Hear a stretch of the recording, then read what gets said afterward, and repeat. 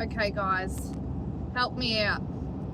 I am making this video in order to accumulate as many comments and thumbs ups as possible in protest of our tax dollars to the sum of about $134,000 being used to erect a bronze statue of Victorian Premier, ex-Victorian Premier, Daniel Andrews.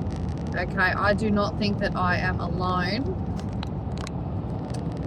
in suggesting that we do not support this man, his legacy, and his character, and that we do not support our tax dollars being used to erect a statue of him.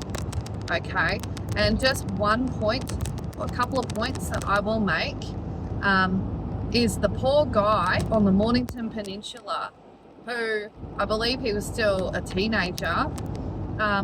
He was struck down by a speeding Daniel Andrews and his wife, who I believe they also left the scene and possibly lied about circumstances surrounding that accident, leaving that boy hospitalized and having to go through court processes and whatnot in order to get any kind of justice, financial justice, let alone acknowledgement publicly.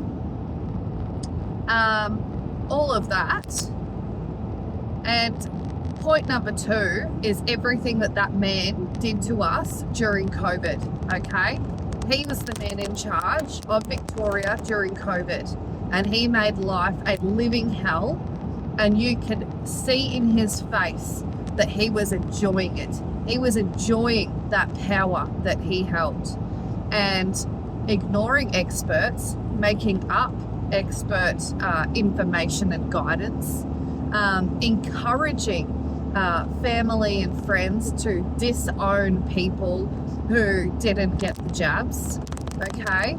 Made life incredibly impossible for people who refused the jabs to live, to survive, to financially get through that time period, you know? Very, very, very hard, okay? Let alone the psychological damage that was done to people because of the things that he implemented, okay?